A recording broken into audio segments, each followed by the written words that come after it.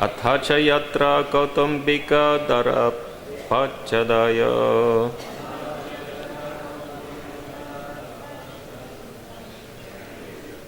Namna karmana vrika srigala evanichato.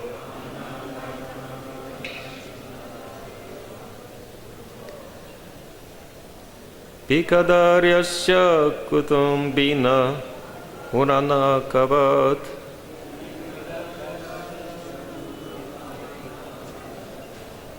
Pikadaryasya kutumbina urana kavat.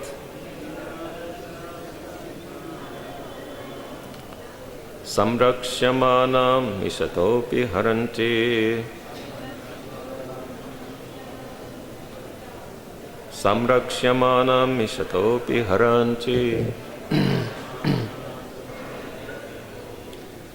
Athacha yatra katambika darapachadaya. Namna karmana brika srigala evanichato. Pikadaryasya kutumbina urunakavat.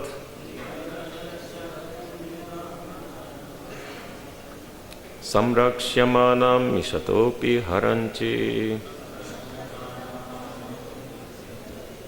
Anyone else, please?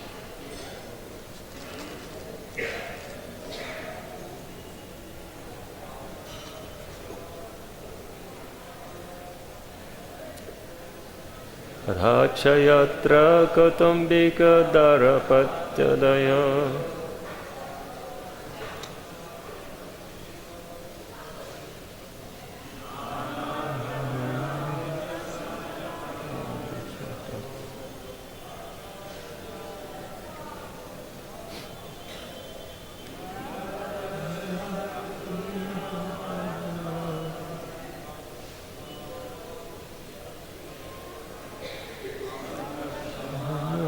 Sato viharanti.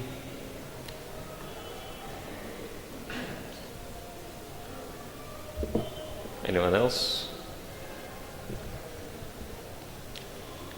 Any ladies?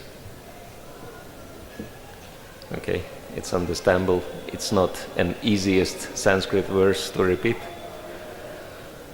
but nevertheless, it's an important part of our practices to chant Sanskrit verses of Srimad Bhagavatam and Bhagavad Gita as well as learn word for word. Sometimes we may wonder, why do we have to do it?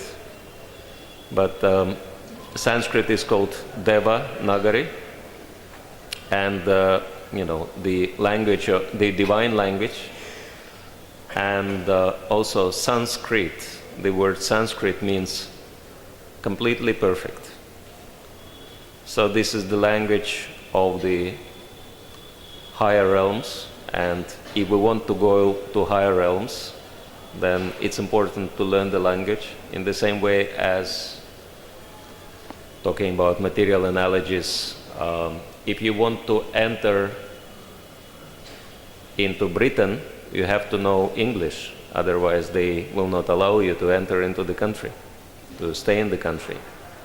So in the same way, if we want to live in the higher realms, it's important to know the language. Of course, the language of the topmost realm is Braja Bhasha, the language of Braj. But normally, this is the language not only, Sanskrit is not only the language of heavenly planets, but also the language of Vaikuntha, the language of the spiritual world. So. And by repeating Sanskrit, Srila Prabhupada says, even if we don't understand the meaning, it purifies us. So we do it for our purification. And we'll read the translation and purport of His Divine Grace, Srila Prabhupada. Before we'll repeat the synonyms, please repeat. Atha, in this way. Cha, also. Yatra, in which. Kautumbika, the family members. Dara adaya, beginning with the wife and children. Namna, by name only. Karmana, by their behavior. Brika, Srigala, tigers and jackals. Eva, certainly. Anichataha, or one who does not desire to spend his wealth. Api, certainly. Kadaryasya, being too miserly. Katumbina, who is surrounded by family members. Uranakavat, like a lamb. Samraksyamanam, although protected. Mishataha, or one who is observing. Api, even. Haranti, they forcibly take away. So maybe from synonyms, some of you recognize the verse. This is probably one of the most challenging and provoking verses in Srimad Bhagavatam. So I'll read the translation and purport, and I'll require all your blessings to say something on the subject matter. So get ready to hear something very hot. Fasten your seat belts. We are going ahead reading translation and purport. My dear king, family members in this material world go under the names of wife and children, but actually they behave like tigers and jackals. A herdsman tries to protect his sheep to the best of his ability, but the tigers and foxes take them away by force. Similarly, although a miserly man wants to guard his money very carefully, his family members take away all his assets forcibly, even though he is very vigilant. Purport. One Hindi poet has sung, Dinka dakini ratka bagini palak palak rahu chuse. During the daytime, the wife is compared to a witch, and at night she is compared to a tigress. Her only business is sucking the blood of her husband both day and night. During the day, there are household expenditures, and the money earned by the husband at the cost of his blood is taken away. At night, due to sex pleasure, the husband discharges blood in the form of semen. In this way, he is bled by his wife both day and night. Yet he is so crazy that he very carefully maintains her. Similarly, the children are also like tigers, jackals, and foxes. As tigers, jackals, and foxes take away lambs, despite the herdsman's vigilant protection, children take away the father's money, although the father supervises the money himself. Thus, family members may be called wives and children, but actually they are plunderers. Srila Prabhupada ki jai. So now you know what I meant when I was saying that this is one of the most provocative verses in Srimad Bhagavatam, and Srila Prabhupada's purport is even more provocative. And of course, this verse was spoken by Srila Shukadeva Goswami, lifelong brahmachari. And this is not the first verse he speaks on the subject matter. The very beginning, of course, it's very deep subject, and we have to understand it carefully. So we have to understand why Shukadeva Goswami speaks like that. How can we understand it? And what do we do about it, right? So we'll discuss these three subject matters: why, how, and what. In the beginning of the second canto of Srimad Bhagavatam, Shukadeva Goswami also says, along the similar lines, quite a famous verse which Srila Prabhupada quoted many times: Nidraya hriyate naktam bhyavayena chavavaya.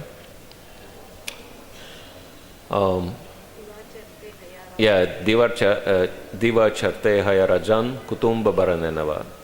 He says that Nidrayam hriyate naktam, that naktam, during the nocturnal time, at night, nidraya hriyate, that they waste their time in sleeping. Or vyavayanacha, they engage in sex life. And diva charte haya rajan, that during the day, diva charta iha artha ihaya, that they earn their they make money. And kutumba barananavan, in this way they maintain their families. So kutumba, this is also the word used in here, katumbika, the first line says, so the subject matter is family life. And Srila Prabhupada says very interesting thing in a purport. He says one Hindi poet sings like that, very heavy lines about the family life, about wife being the witch at night and tigress during the day. And we may wonder who that Hindu poet was. And Srila Prabhupada also reveals this secret in the other place. It was famous Tulsidas. That was his poetry. This is what Tulsidas said. And it's also mentioned that Tulsidas never had good family experience. So he had very bad experience with his family life. And he writes on the basis of his experience. Everyone writes, or speaks on the basis of personal experience. And so, but nevertheless, Shukadeva Goswami never had any bad or good family experience. He didn't have any experience with wife and children. So we may wonder, why is he speaking in this way? So this is very important to understand, because there is a very important principle, and unfortunately this principle is not understood by most of the people. Why? Because most of the people think, vast majority of people think that there is a merit in just being married, right? That married life brings merit on its own.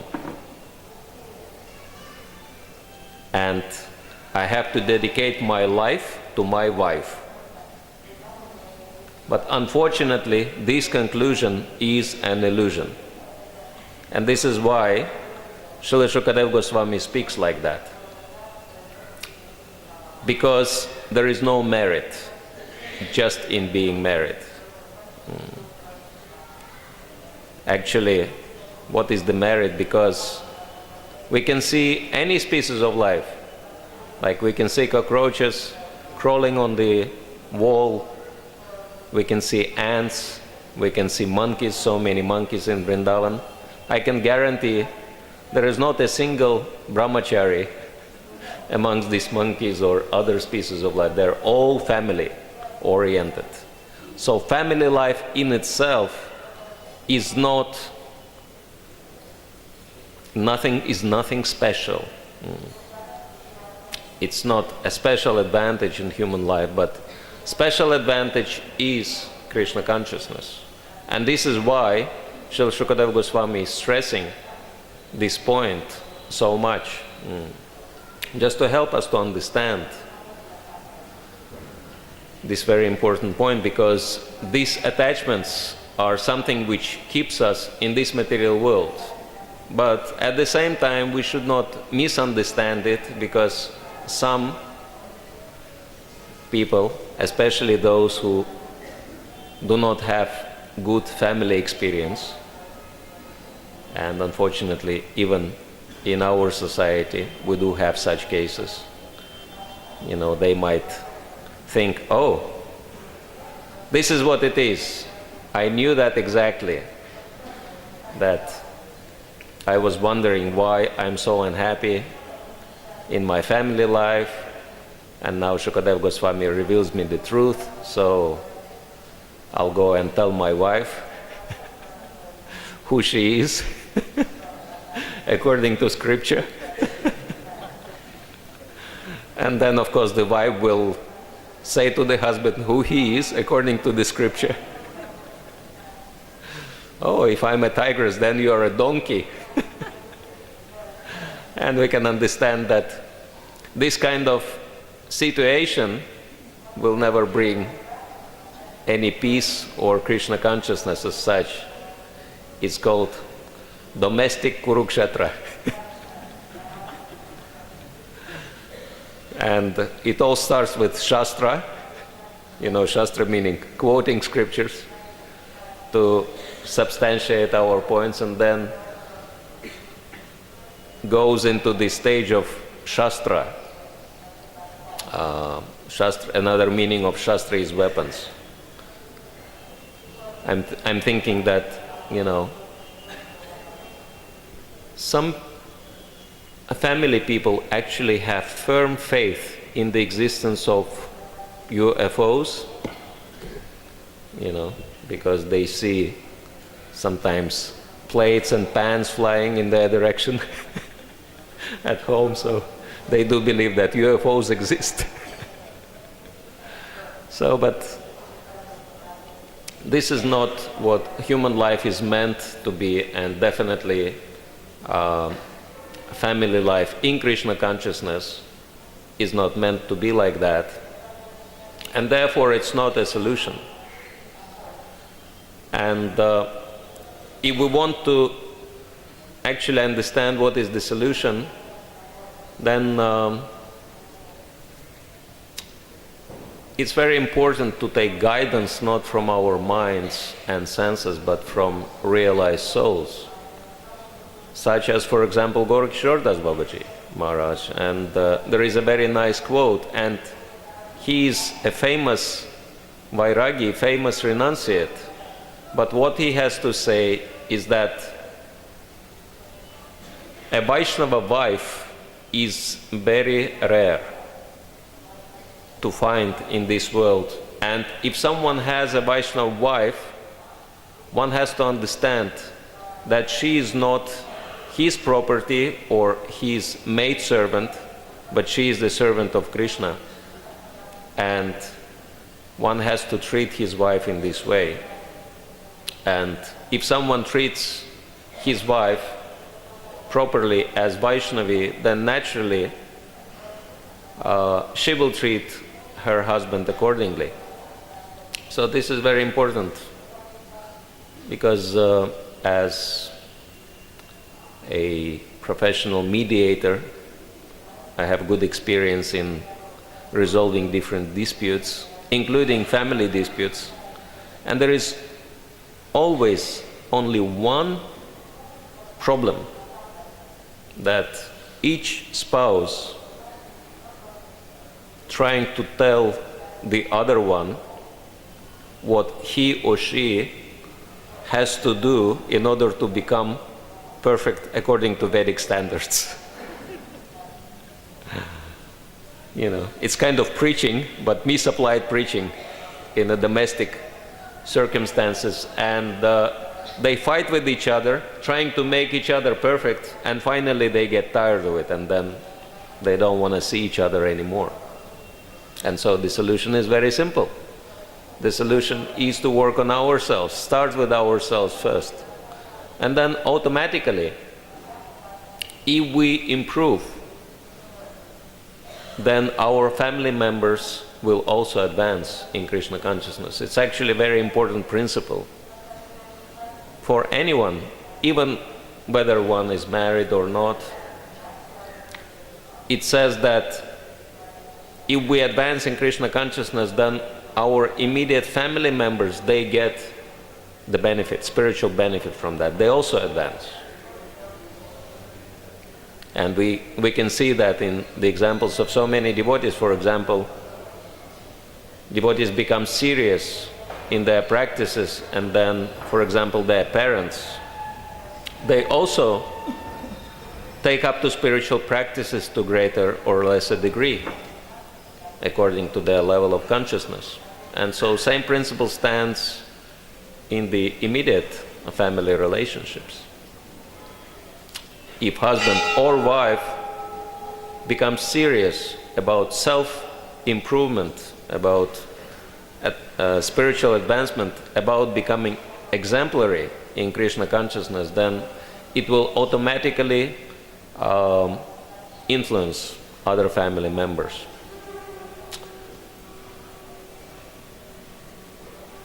And what is Krishna consciousness? What is Bhakti Yoga? It starts with the first step, which is Shravanam, listening. Unfortunately, sometimes devotees, they want to skip that step of listening and go immediately into speaking. Therefore, one of my devotee friends, he jokes that before marriage, boy is speaking and girl is listening. After the marriage, girl is speaking and boy is listening. And after some time, both of them are speaking so loudly that all the neighbors are listening. So we can understand that all the problems start when we give up the process of listening. And actually,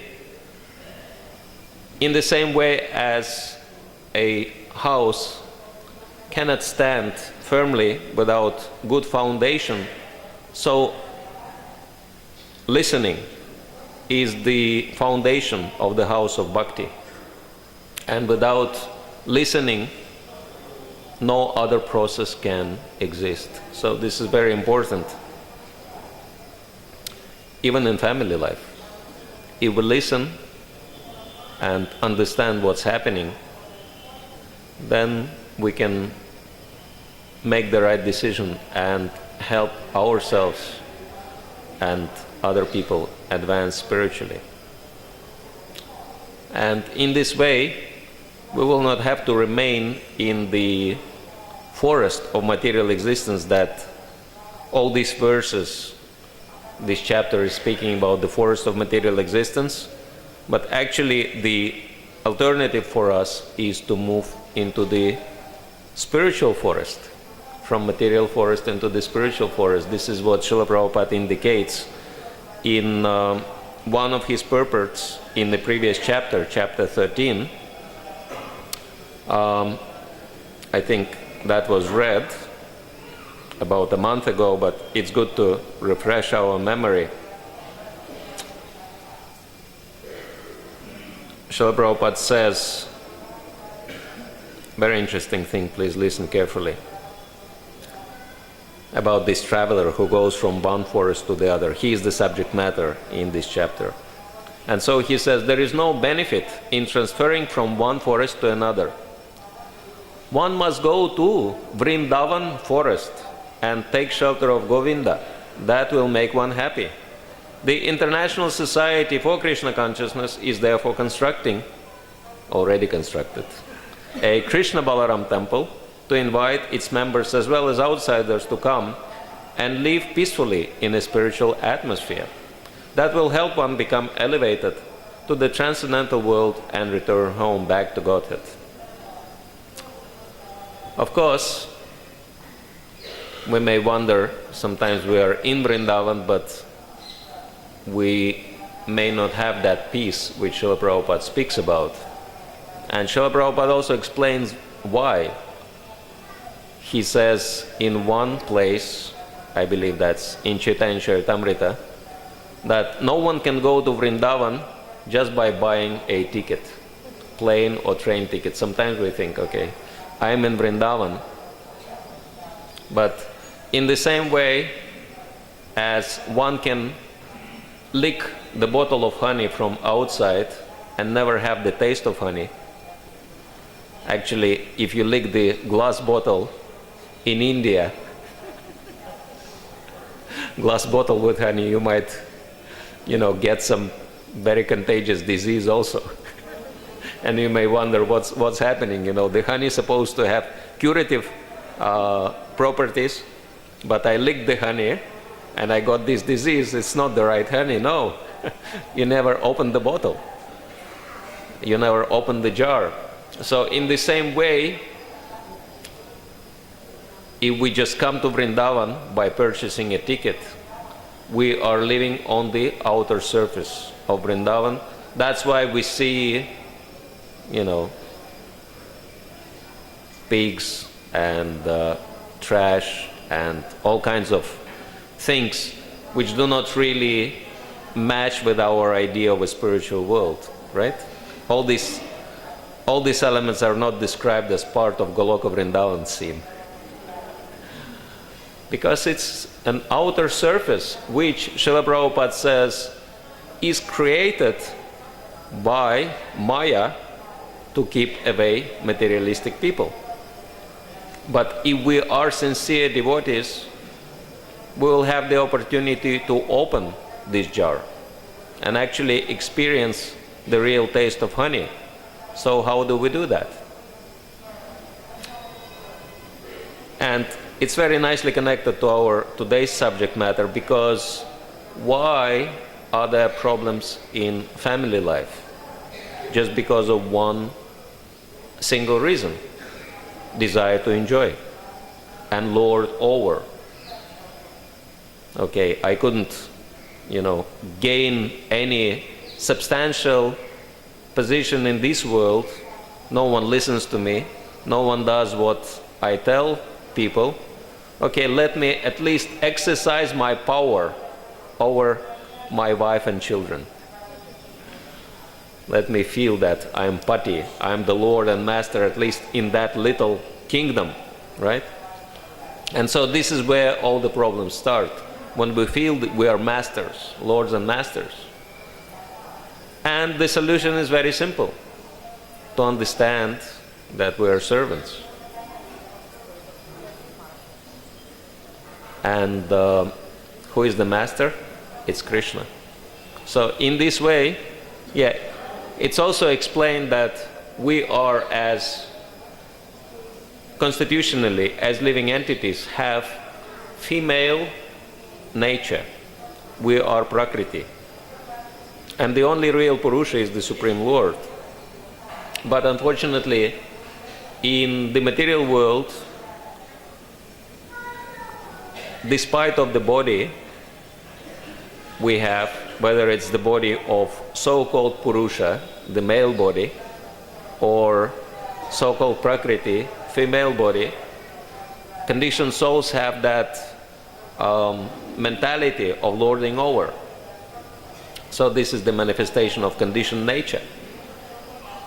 And the solution is to shift to the mentality of servant and accept the real Lord and the real Master, who is Krishna or Govinda.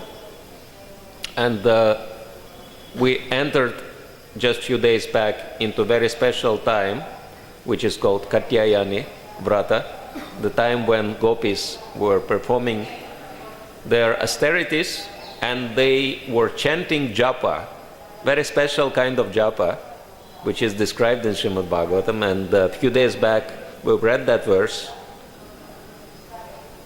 and Shukadeva Goswami actually explains what did they chant, what kind of prayer they were constantly repeating. Katyayani Mahamaye Mahayogini Adishwari Nanda Gopa Sutta Devi Patim Me Kurute Namaha. They were saying, Katyayani Mahamaya. O Goddess Katyayani.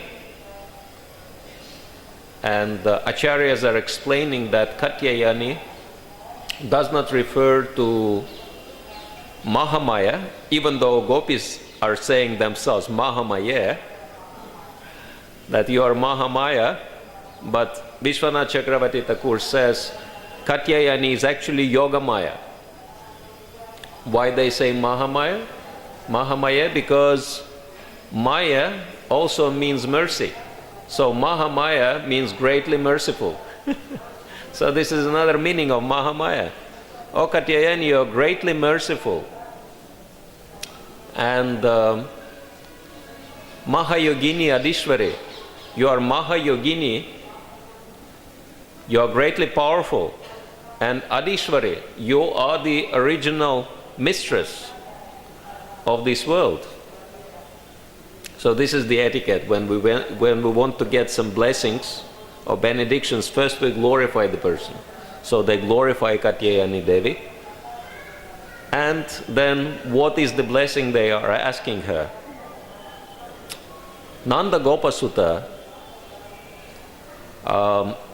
please let the son of the coward man Nanda, we understand Krishna, Pati me, become my husband.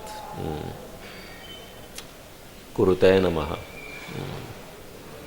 And we offer you our humble obeisances. Namaha. So this is their prayer. And actually, Lord Chaitanya and Srila Prabhupada were mentioning many times that we are meant to follow in the footsteps of gopis of Vrindavan. And this is the prayer because our inner nature is feminine, because feminine position is to serve. This is the position of the soul. It's very interesting that in many languages the word soul has feminine gender also. Like I come from Russia, so in Russian language the word soul has feminine gender. And the word pati does not only mean husband, it means Lord and Master. So this is what we want. We want to become servants of Krishna, and we want Krishna to become our eternal Lord and Master. And the greatest fortune in life is to always remember our position and never forget it at any time.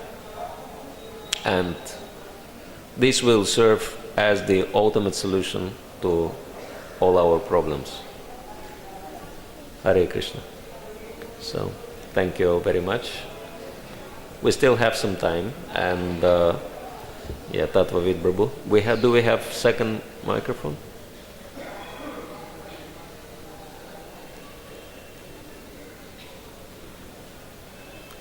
Thank you very much. I also wanted to thank all the senior Vaishnavas present, because their presence serves as a blessing.